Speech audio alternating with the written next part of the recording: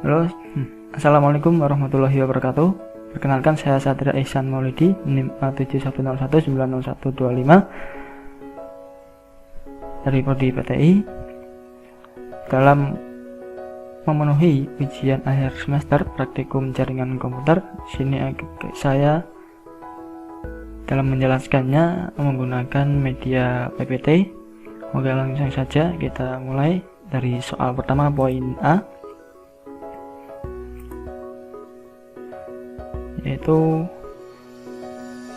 menjelaskan perbedaan antara hub, switch, dan router. Jadi hub, switch, dan router itu sendiri yaitu semua jenis itu merupakan perangkat umum untuk membantu menghubungkan jaringan.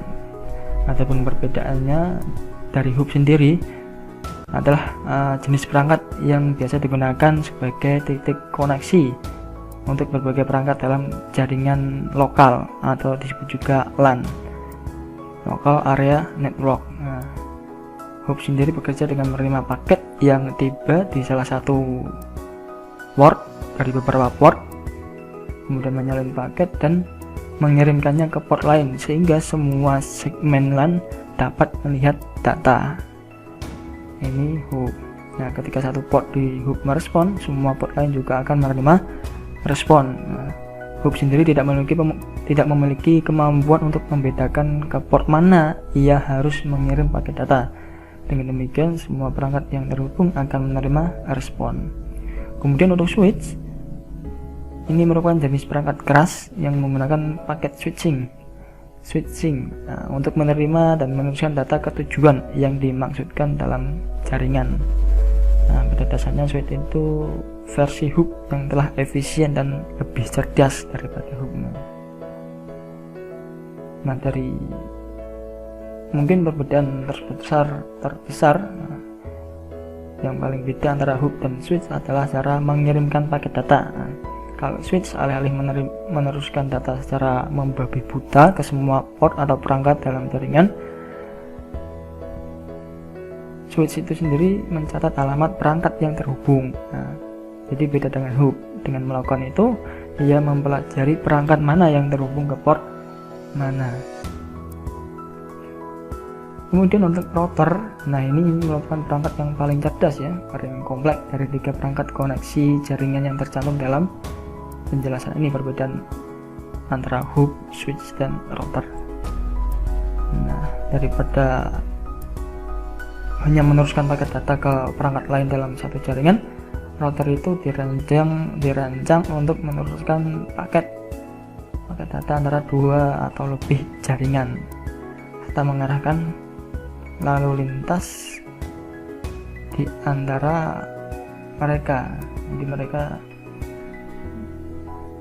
biasanya terletak di gateway dan dapat diprogram untuk memahami, mengarahkan, dan memanipulasi lalu lintas jaringan. Itu merupakan sebagian perbedaan hub, switch, dan router. Kemudian yang poin B, yaitu merupakan kegunaan dari bridge dan interface apa saja yang dapat dibuat untuk bridge. Jadi bridge itu sendiri merupakan jaringan yang menghubungkan beberapa LAN, jaringan area lokal, bersama-sama untuk membentuk LAN yang lebih besar. Proses penghubungan jaringan tersebut disebut network bridging, yaitu sebuah jembatan menghubungkan komponen yang berbeda sehingga mereka muncul sebagai bagian dari satu jaringan. Nah, seperti tergambar ya. Kemudian untuk interface yang dapat dibuat bridge, yaitu antara lain ada Ethernet, kemudian VLAN. Ya, VLAN ini merupakan bagian dari Ethernet atau wireless interface, dan juga dengan catatan jangan melakukan bridge sebuah VLAN dengan interface induknya. Kemudian ada wireless AP, WDS, dan station pseudo bridge. Dengan catatan station pseudo bridge ini tidak bisa di bonding. Kemudian ada EOIP.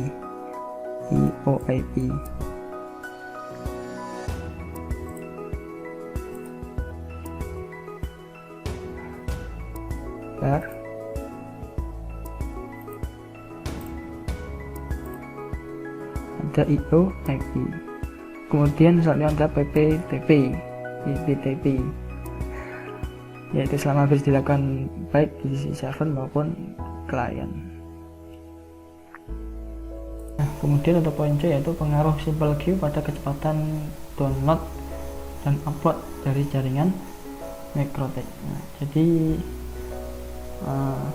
Simple Queue itu sendiri merupakan mekanisme untuk membagi bandwidth saluran dan memprioritaskan lalu lintas yang terkait dengan tujuan atau target tertentu. Nah, lalu lintas masuk dan keluar dihitung relatif terhadap target. Jadi untuk Simple Queue sendiri ada 3 opsi untuk tujuan, ada IP, ada subnet, dan interface atau antarmuka. Atau kita juga bisa dapat menambahkan beberapa target untuk satu aturan.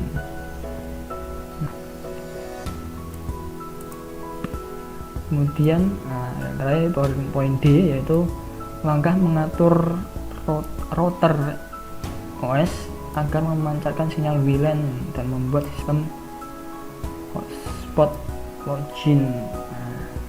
Jadi yang pertama dilakukan yaitu buka di menu IP, hotspot, dan kemudian menu hotspot setup. Nah, ini IP, hotspot, kemudian hotspot setup.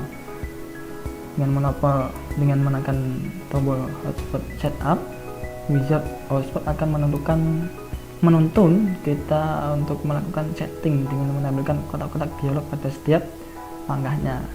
Langkah pertama yaitu kita diminta untuk menentukan interface mana hotspot akan diaktifkan. Jadi pada kasus ini hotspot diaktifkan pada WLAN 1, di mana WLAN 1 sudah kita set sebagai access point atau bridge. Kemudian selanjutnya untuk klik next. Nah, ini langkah kedua. Jika di interface WLAN 1 sudah terdapat IP, maka pada langkah kedua ini secara otomatis terisi IP address yang ada di WLAN 1. Tapi jika belum terpasang IP, maka kita bisa menentukan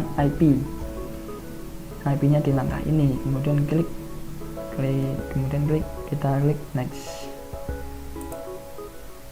Nah, untuk langkah selanjutnya yaitu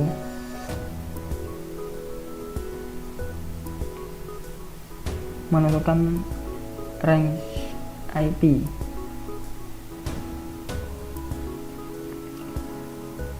Menentukan range IP address yang akan diberikan ke user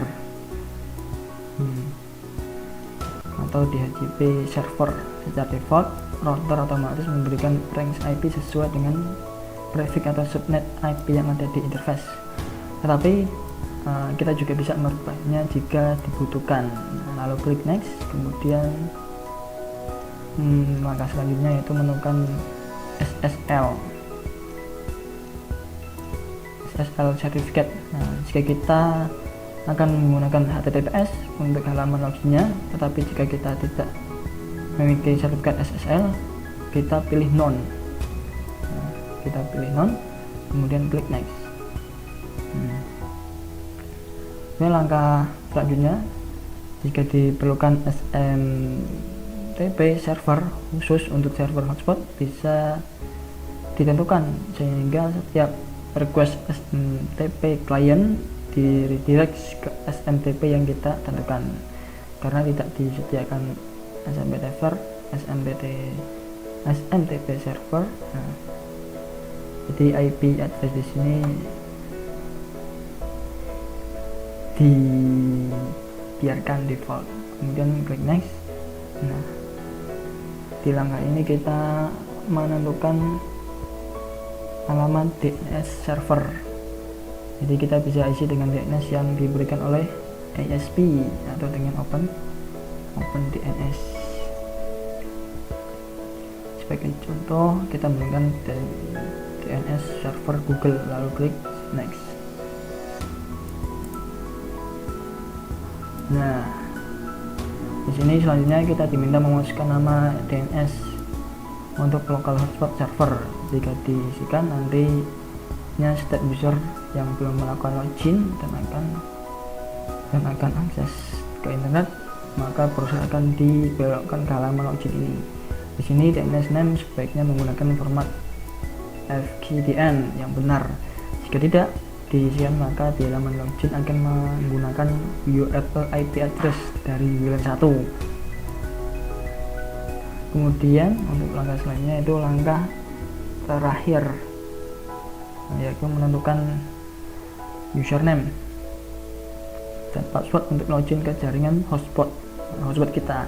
Ini adalah username yang akan kita gunakan untuk mencoba jaringan hotspot kita. Sampai pada langkah ini kita klik next, maka akan muncul pesan yang menyatakan bahwa setting hotspot telah selesai. Untuk selanjutnya kita akan mencoba mengkoneksi laptop ke WiFi hotspot yang sudah kita buat. Nah, sudah selesai untuk langkah-langkah mengatur router, langkah untuk mengatur hotspot login pada router OS. Demikian yang saya dapat jelaskan atau sampaikan untuk memenuhi luas praktikum jaringan komputer. Kurang lebihnya saya mohon maaf. Nah, akhir kalau gitu, wassalamualaikum warahmatullahi wabarakatuh. Sekian.